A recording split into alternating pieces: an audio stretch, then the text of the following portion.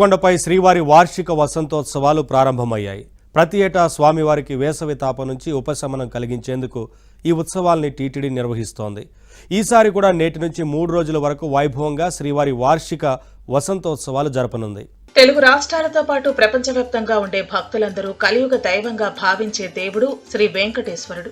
అందుకే ఏడాది పొడవునా తిరుమలగిరులు గోవింద నామస్మరణతో మార్మోగుతూ ఉంటాయి. ఇక సాలకట్ల వసంతోత్సవాల వేళ అన్ని దారులు తిరుమల వైపే అనడంలో ఎలాంటి అతిశయోక్తి లేదు. ఈ నేపథ్యంలో తిరుమల శ్రీవారి ఆలయంలో సాలకట్ల వసంతోత్సవాలు ఘనంగా ప్రారంభమయ్యాయి. చైత్రమాసంలో వసంత ఋతువులో సాలకట్ల వసంతోత్సవాలను వైభవంగా 3 రోజుల పాటు నిర్వహించబడతాయి. చైత్ర పౌర్ణమితో పూర్తయ్యే విధంగా ఈ వసంతోత్సవాలు జరపబడతాయి. ఈ వసంతోత్సవాల సందర్భంగా ఈ 3 రోజుల పాటు శ్రీవారి ఆలయంలో అన్ని ఆర్జిత సేవలు రద్దు చేయబడి ఉన్నాయి. ప్రతి సంవత్సరం చైత్రశుద్ధ పౌర్ణమికి ముగిసేలా ఈ ఉత్సవాలు నిర్వహిస్తారు. ఈ సందర్భంగా ఏప్రిల్ 10వ తేదీ నుంచి 12వ తేదీ వరకు శ్రీవారి సాలకట్ల వసంతోత్సవాలను నిర్వహించనున్నారు. ఈ ఉత్సవాల్లో భాగంగా స్వామివారు శ్రీదేవి భూదేవి సమేత మలయప్ప స్వామివార్ల స్వర్ణ రథంపై తిరుమాడ వీధుల్లో ఊరేగుతూ భక్తులకు దర్శనం ఇవ్వనున్నారు.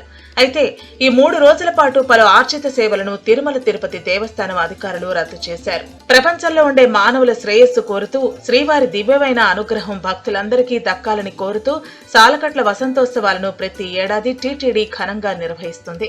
విదేశాల నుంచి తెప్పించిన పుష్పాలు, పండ్లతో అలంకరించారు. ఈ ఉత్సవాల్ని 1460లో విజయనగర రాజైన అచ్యుతరాయలు ప్రారంభించినట్టు చారిత్రక ఆధారాలున్నాయి.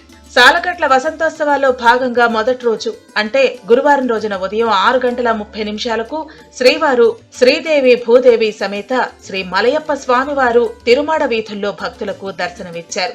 ఈ వసంతోత్సవాలు ఏప్రిల్ 12వ తేదీ వరకు జరగనుండడంతో గురువారం నుంచి తిరుప్పాడ కార్యక్రమాన్ని, సహస్ర దీపాలంకరణ, ఊంజల్ సేవ, కళ్యాణోత్సవ కార్యక్రమాలను రద్దు చేసినట్లు టీటీడీ అధికారులు తెలిపారు.